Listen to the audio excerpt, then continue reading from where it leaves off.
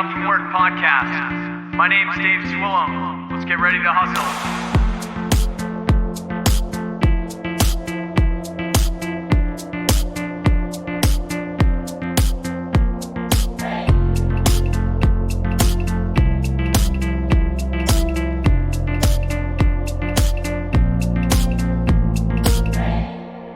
All right, so welcome back, everyone, to the Waking Up From Work podcast. You're listening to episode 64 today.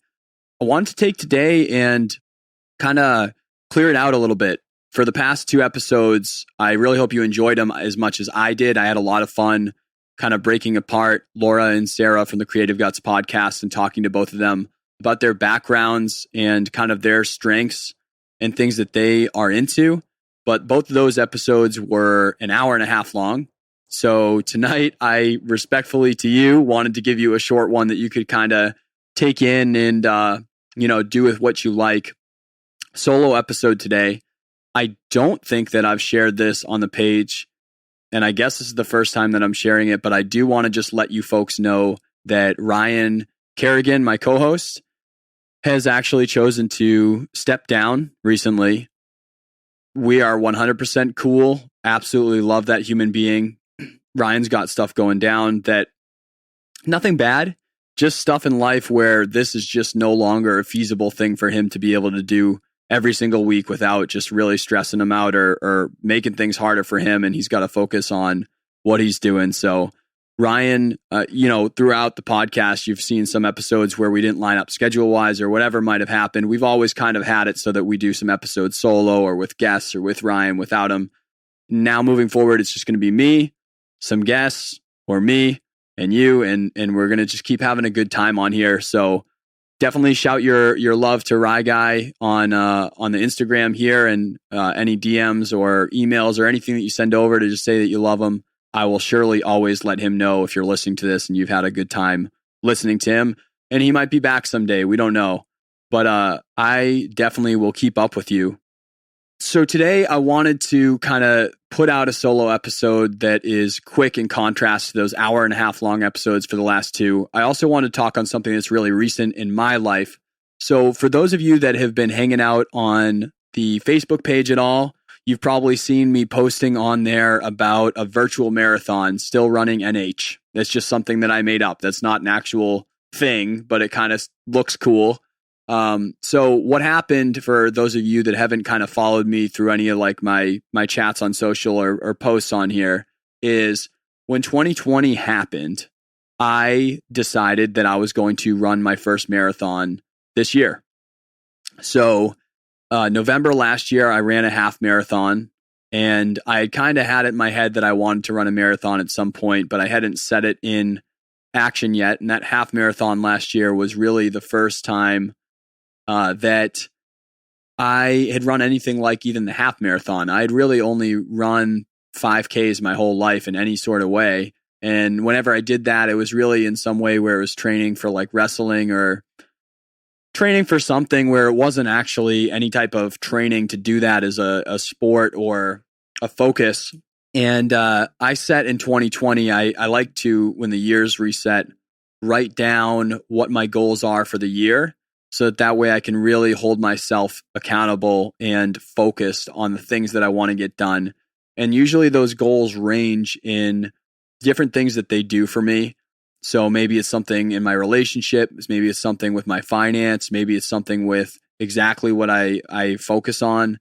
Maybe it's career orientated, whatever it is, I usually set at the beginning of the year. So at the beginning of the year, I set that I would do my first marathon this year.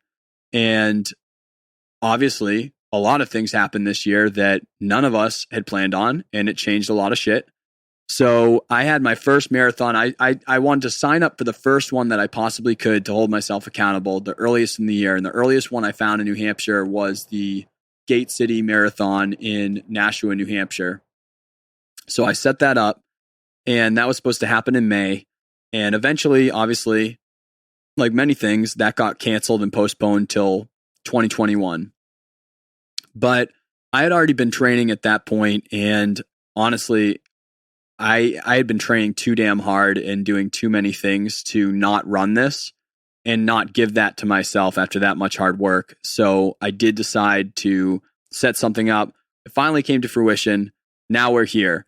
So this Saturday, so from this podcast airing, once this podcast airs, I will have actually run that marathon. But for those of you live right now, that is going to be this Saturday. So for those of you live, if you want to check in and see how I'm doing, or you want to cheer me on or something, I'm trying to find an app to track me along the way, but I'm going to have my phone on me, and I'm actually going to go live at certain checkpoints and just say hey to you guys. And hopefully some of you are hanging out and can tell me to keep going or cheer me on or something like that. And that would be really cool. And just kind of document the process, because it's something that I never knew that I would do. And it's been something that's very curious to me until you get into it and start learning it, just like anything else, to go after it. So first of all, just want to thank everyone that's donated for the charities that we set up for it. My friend Nadine and I, who have been training together for other races when we did that half together, and she's been training longer than me. But we set up 2 charities that we put together, both based off of things in our own lives. We were able to raise $1,000, maybe even more by Saturday. And, that money is going to go to very good use during the COVID times and help a lot of people. So anyone from the community, I want to just thank you, a big heartfelt thank you for donating and supporting that. If anyone live wants to donate towards it, there is a link on the event page. Anyone that's listening to it, it's too late because it's over, but I promise that I will continue to do charities because it really makes me feel good and something that I like to do. So there will be more in the future if you didn't get to support. But I wanted to take this episode and just put that out there for people that might want to run a marathon. I know that we're like a creative entrepreneur podcast, and we talk about a lot of audio and music and, painting and writing and blogging and video and all these different things.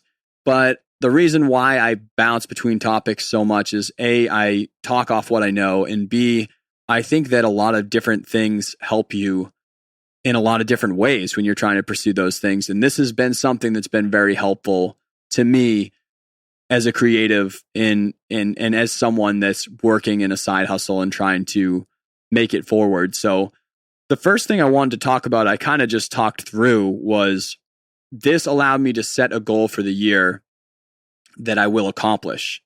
And I don't know that I didn't do that before, but I've never taken it as serious as I have this year than any other year in my life, where if I wrote something down as a goal, that was happening no matter what. So, I think I would have to look at it. I honestly should have had it in front of me, but to run my first marathon was this year, and to buy my property to start building a studio and podcasting space in New Hampshire or the seacoast area of New England. Those are really my 2 goals that, no matter what happened on God's green earth, they were going to happen in 2020, regardless of COVID, regardless of any possible thing on the planet. So this helped me to take a goal, write it down like that, and really prove to myself that could happen. And I've been reading Think and Grow Rich a lot lately. So if you haven't read that, really, really recommend that. It's a great mindset book based off of a lot of successful people, and some of it's redundant in some other literature that you hear because they obviously influence so many people. But I've been reading that a lot lately, and one thing that they talk about is a thing that you want to do is it needs to be a goal, and it needs to be a burning passion to achieve it. You have to have a burning desire to achieve it, and then set a goal and a time frame. And then by nature of those 2 together, your mind, your subconscious mind, is then trained to find a way to do it. And that has been very powerful for me, because I never thought that I would be able to build a recording studio on my own. And I haven't done that yet, but I know that all the plans are working for that. I never thought that I would be able to run a marathon, and I haven't run the marathon yet. I'm running that soon. But I've been up to 20 miles in this training, so I know that I can do it. And I guess I really want to encourage you, if you don't have a goal for the year that you have a absolute burning passion to achieve, really encourage you to set a goal like that. Maybe it's not like at the New Year's time when people are setting goals anyway. Maybe it's right now. Maybe it's when this episode is finished. But if you don't have anything like that, that's a goal where you're like, maybe it's kind of a stretch. You have no idea how you're going to achieve it, but you have 100% intention no matter what, that it will happen in the year. Then you will just, I promise, find a way to do it. Because I'll tell you what, when I booked that marathon in May, so obviously we're past this now with this virtual one, so I'm even more prepared, which thank God. But when I booked that, I was still running like 5Ks. Like I didn't know how that was going to happen. I had no idea I didn't know the ways to eat. I didn't know the ways to train for it. I didn't know the schedule. I didn't have any idea what things you like. There's certain things you do like during it to like pace properly. And like, there's a million things that I've learned along the way. But when I booked it, I had no idea how it was going to happen. But I had a absolute passion, burning desire for that to happen. And then I set a date that it had to happen. There's no joke. I mean, it has to happen. And the way that I am as a person is if I set a date, then I'm not backing down from it. I'm going to do it whether I like it or not. And so setting a date like that is really powerful, because what happens is, I'm going to take the marathon as an example because that's what I'm talking about. But I think this is applicable to anything that you really have a burning passion to achieve. But when I set the goal for the marathon, then I immediately know that within a certain amount of time, I have to train to be able to do that. I've seen some ridiculous people go from a 5K to a marathon, and they are just, I don't even know how that's happening. But once that happened, and then I'm immediately like researching things, I'm putting myself on a schedule weekly, I'm changing my diet, I'm changing, the way that I do things, and I'm learning, and I'm meeting people to connect with to find out how they did it and learn from them. And before you know it, all of a sudden you had 3 or 4 months before the goal happens, in your subconscious mind, in your active mind, find a way to achieve the result that you want to have, because you have to do it at that point. You've set something that's accountable to yourself in a time frame, and you have to want to do it. So I'm not saying go out there and run a marathon if you don't really want to run it, then like it will suck and you won't want it. You probably won't do it. You have to, whatever it is that you want to do, you have to absolutely believe that you want to do that no matter what. And then once you set that, I promise you that you will find a way to achieve it. So that was one thing that this has really done for me to, as a positive thing, is setting a goal and then like actually seeing what that can do when you take it that seriously. And I definitely plan on applying that in every year, I guess, to come at that point, because the things that I'm setting are happening, and I never took them that seriously as that before. So it's been good. The next thing I want to say about what this training has done for me, and this is also applicable to any other, I'm sure, like any other like activity goals, like out there.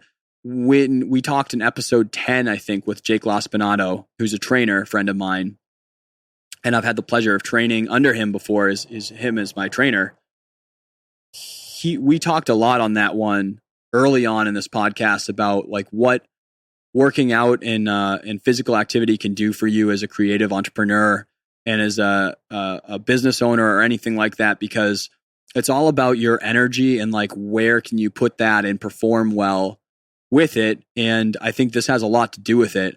And so for me, this might be particular to who I am as a person, but I will say that what this training has done for me is really put a schedule behind getting bad energy away.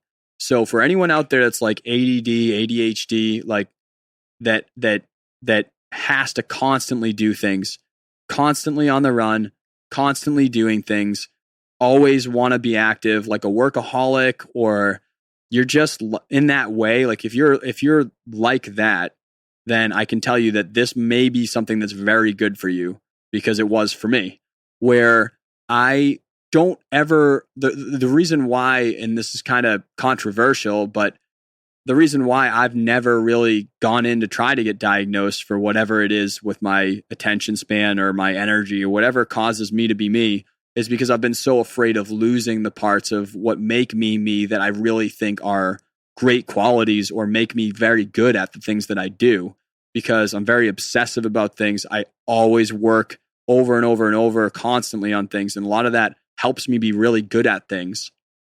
However, also there's energy that doesn't serve me, and that needs to get out of there for me to be kind of in the next step. So I think like when I was younger, I just took that energy and just decided that I thought it was like a great tool and that I didn't want to give it up in any capacity.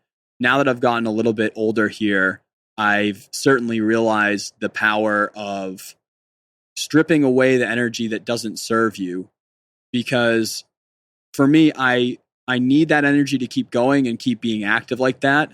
But what happens is I get really scatterbrained and I work on multiple different things. I friggin' will be sitting there mixing, and then I go off and mow the lawn, and then I start doing some cooking for dinner, and then I go back and I work on the emails, and then I'm messaging somewhere when I'm walking down and it's just it's a hot mess when I have bad energy throughout me. And this training has given me a schedule that has forced me to get rid of energy that doesn't serve me on a regular basis. And when I'm talking about bad energy, I mean energy that makes you not focus on getting the tasks done, because there is a clear difference between being busy and doing a lot of things and being productive and getting things done. And I bridge that gap a lot because I'm an action taker. I do actually do a lot of things, which is good. But in the middle of there's probably a lot of opportunity for me to do better by not doing some things and not spreading myself too thin. So in the process of training like this, if you don't do any type of physical activity, I'm definitely not saying go out and just run a marathon if you don't want to do that once again. But if you need that, like that training kicked the shit out of me for months and months and months, like most of this year, really. And I think I will do this on Saturday, and I will probably do more because I enjoy it, but I'll probably go do other things. I might not always want to run a marathon. Maybe I'll want to do some other thing, but I can tell you this is that I've decided I will always have some activity that keeps me in a normal training pattern, even though I'm not like a gym dude. Like I really could give a shit about being some buff dude. I just appreciate what that does for clearing me out of bad energy so that I can focus, because I would go for these long runs, and what would happen is my metabolism would go up. My energy levels would ultimately go up because my body is working constantly to just keep the fire stoked. So I would actually be more awake during the day, and I would sleep really well at night, which is also part of bad energy. Like when you're awake at night because you've just gone all the way to midnight and you're just like still thinking, I would be able to sleep better during this. And I've also been more awake during the day because of metabolism. But then it's also just made it so that if I go for a run for an hour or 2 hours or 3 hours or something, or I'm going for these long runs on the weekend, I could really come back home and then sit at my computer for 6 hours and be pure productive for 6 hours, completely content and happy, because I wouldn't need to like constantly do other things, check my phone, do other stupid shit when I'm trying to focus on something, because I would be tired enough that I was focused, but not tired because the exercise was helping me a lot. So if you don't have any type of activity that you do, or you're just not consistent with some type of workout thing, I promise I'm not the person to be able to give you advice on it. But I will say that it's done really a lot for my productivity. It's done a lot for my mental health.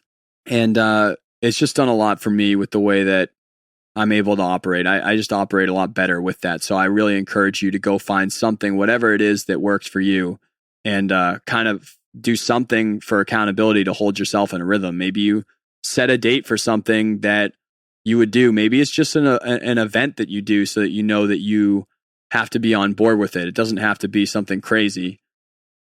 And then I guess like not to like dwell on it too much, but mindset wise for me, it's done a couple of different things too. Like I said that for those of you just joining, thank you guys for joining. First of all, we're podcasting here, solo episode. I'm talking about kind of like walking through what training for my first marathon has been like for people that have never tried to do that and might want to, or just are interested in how it could help them, or even just running, anything. But I just talked about a lot of physical things with my sleeping patterns or my energy. Mindset wise, it's done two things.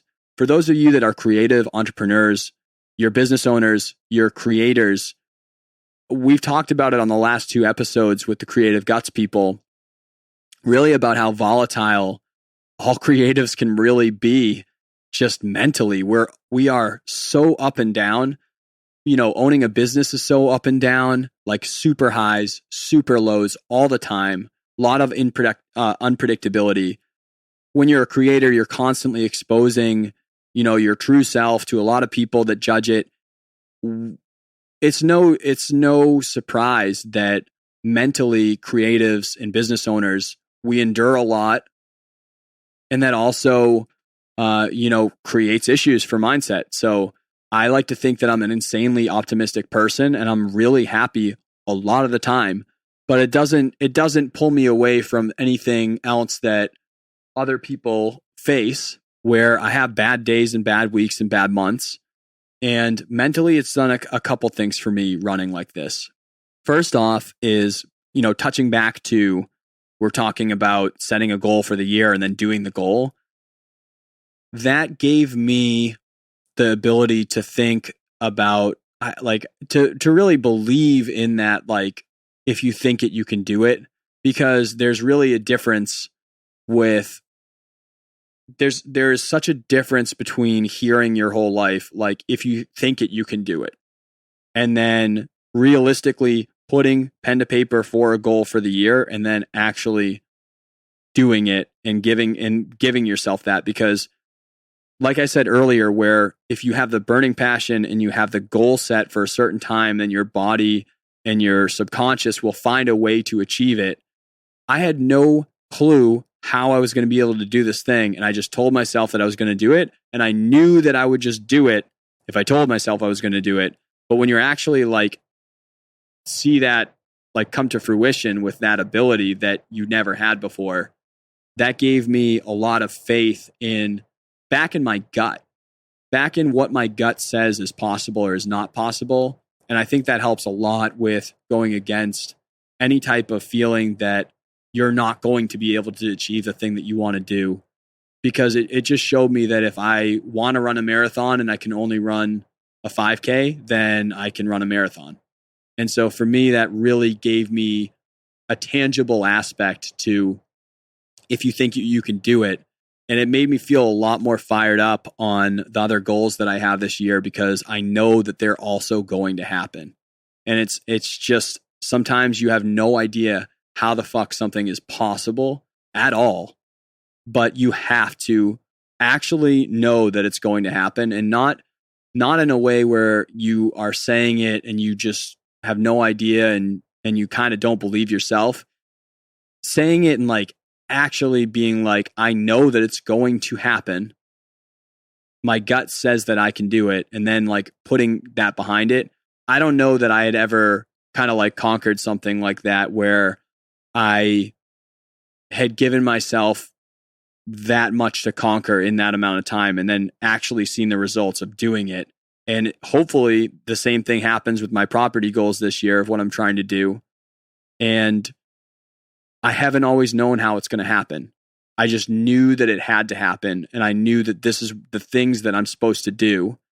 And I really encourage you, maybe once again, it's not a marathon, because this episode's really not about this marathon that I'm doing. It's really about what these types of things can do for you if you're at all interested in this way. I really encourage you, set something that you don't know how you're going to achieve it. but in your gut, you know that you can do it. And then even if it's a stretch goal, once you achieve anything like that, you have to give yourself some type of win like that to make it so you can legitimately believe your own words moving forward. Because if you set up things where you can't actually achieve it and then you don't achieve it because you bail for some reason or whatever it is, if there's not like confines on it for like a date and time and accountability, and like you really want to do it and then you do it, if you never have like a win like that, then it's really fucking hard to tell yourself that that is actually going to come to fruition. And for me, this has been a mindset switch of, if I can do this, if I can run a 5K and then run a marathon, because I tell myself that I can do it. And when I'm running that, it's not like I'm cruising through. Like, I'm not a master at this. I've been training my ass off. But like when I'm later in that run, I still feel like shit. I still have to sit there and tell myself, like, usually out loud, and I scare people on the street quite a bit, but I'm usually saying that you are not stopping. And I have to use, it's not my physical at that point. When I hit like 17 or 18 miles, it is all mental at that point. And it is literally telling yourself that it's happening and not allowing yourself and telling yourself what cannot happen. And the power that you feel when you have that ability to like, hey, I told myself I was going to do this thing. I took actions to do that thing. Then I did the thing.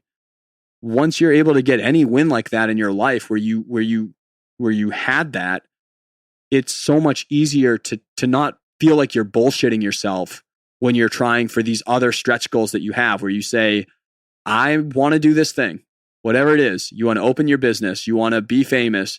You want to do whatever. It doesn't feel that ridiculous to yourself to tell yourself that once you've had a win where you've just told yourself that you were doing something to then get there. And so that's been big. And then also like going back to the ADD, ADHD, like all over the place type of thing, it has given me time where I couldn't be connected. It's not really easy to, be on your, on your TV or your computer or your phone or anything when you're running for like 4 or 5 hours. It's really not easy to do anything except for that. So it's like, I listen to audiobooks, I listen to music. Sometimes I don't listen to stuff. But at the end of the day, there's not a lot that I can do other than run and then think. And that has given me a lot of presence back in my life that I didn't have, where, a lot of guests on before have talked about meditation. I have kind of gotten into that a little bit, not as much as some of our guests, but the value in it, I feel the same thing that they get from meditation. And when I have tried it from these long runs, because it gives me this time to think where there's no one that can influence me. There's no one to have a conversation with to even like talk with about the subject that's in your head. There's nothing else going on outside. Like, I run places where I think are beautiful so I can see things that interest me, but there's nothing else to do other than think for 4 or 5 hours a week or whatever it is that you're running, or whatever physical activity other than that you can do for a longer period or regularly. And that time to think without any bias, any judgment, any communication, any distraction from technology, any other things focused for that amount of time has been crucial for me to figure out other plans, because I really get to sit in there and dwell in what I really care about in my core, without getting distracted by trying to look something up to answer a question or talk to someone and ask their opinion, get changed by it, or I have nothing that I can do but think for 4 or 5 hours. And I've had no other activity in my life that has made me do that. And just by the nature of who I am, it would be impossible for me to sit there at home with all these other things that I have as options to do or people to talk to actually do that if I didn't try to do this marathon and train like that, where I run out to a location where I have to run back. And that's the only way I can get home. I have to run that whole time no matter what, or I'll never get home. So I have to do it. And then in that whole time, there's nothing that I can be distracted by. I have to just think and just be with myself and just be present. And that's done something for me that I've had no other time in my life to have that opportunity. So yeah, I mean, if any of you out there want to run a marathon, I promise I've learned quite a bit in this process. I've had a lot of time to learn this from a lot of people and see what works and what doesn't work. Definitely feel free to hit me up on the direct messages here at Dave Wake Up. If you're looking on Instagram, feel free to email me or Facebook message me, and I would love to chat with you. If you have something else that you do that offers things like this, or like you get these benefits or you feel this from it, hit me up, because I'd love to share that with some of the audience, and I might even get interested in pursuing that, because I'm probably going to keep trying different things like this that can give me that. So if you do something you think offers those things as well, definitely hit me up on here too and let me know so I can share it. And yeah, like once again, thank you guys for donating to the charities. It's going to make NH Best Buddies, and it's also going to make the Addison family very happy to have some support like that and the love. If you are on Instagram Live and you want to see what I'm up to, or you're listening to this podcast on Tuesday, either way, I'll leave that content up on the page, but I'm going to go live through this thing and let you know how I'm doing. And you can cheer me on, or you can watch me cry and sweat, because it's going to be probably extremely hot and, kind of a thing. So yeah, this episode I know is pretty short. Hope it doesn't sound too ranty when I do the solo episodes. I am in a room talking by myself, kind of to myself, but kind of to you. And it's always kind of weird. But yeah, I wanted to do a short one after those 2 episodes. And I wanted to mix it up a little bit into something that's really, really benefited and helped my life, and share what that experience has been like. Just like I plan on sharing with you guys the whole process of buying this property and creating the space along the way, so that you too, if you want to do it, you can too. And if you don't, maybe it's just interesting to you to hear all the shit that you have to do that stuff. So just documenting the process here. Next week, we are going to have on Jay Moss, who, if you don't know, if you're an audio engineer, you probably do. He's someone that I fangirl on for sure. He is a very good audio engineer out of Mass. And I listen to a lot of records that he's done for labels, doing a lot of hardcore and pop punk and rock and metal and things like that. He's really known for a lot of work on Bane and Title Fight and Defeater and a ridiculous amount of other bands. He mentors other audio engineers. But he came out with the software that intrigues the shit out of me, because I believe that it is the next portion of the industry. It is a AI based, so artificial intelligence. I'm sorry, I know that that's probably obvious, but some people may not know. An AI based, artificial intelligence based mastering software. So some of you out there might be like, oh, well, that's what Lander is, right? Or even Isotope RX, or not RX, my God. Isotope, their mastering tool has some machine learning tools in it to be able to help. The difference that I've seen, I've been using this thing, and I'm super on board with it. He's not sponsored me in any way. I'm just like on board. It masters well. So Lander's super convenient. It just sucks. It's just so bad. Like it there's some things that it can do well in pop and rap for sure. But there's a lot of genres it just has no idea what to do, and the convenience and the price is not worth it to me for that. But Master is what it really is. His program does sound insanely good, and I think it's a piece of my industry that's going to eat its own lunch. Honestly, sorry, any mastering engineers. Some of you are insane, so like I don't think that your work's going to go away. But I think with the amount of uptick in musicians recording at home and people getting better at it, I, as a mixing engineer, will continue to have more work from that. But I think that some of those people will definitely have a tool like this where they master their own stuff and then send it out. And there's going to be a lot grayer area that we live in with how music production happens. And I think that this is on the very front of it. So if you want to hear about that, that's going to be next week. If you want to hang out and see some of this marathon stuff, that'll be happening all day on Saturday. And thank you guys so much for listening. Thank you guys for donating. And thank you guys for listening to another episode of the Waking Up From Work podcast. Peace.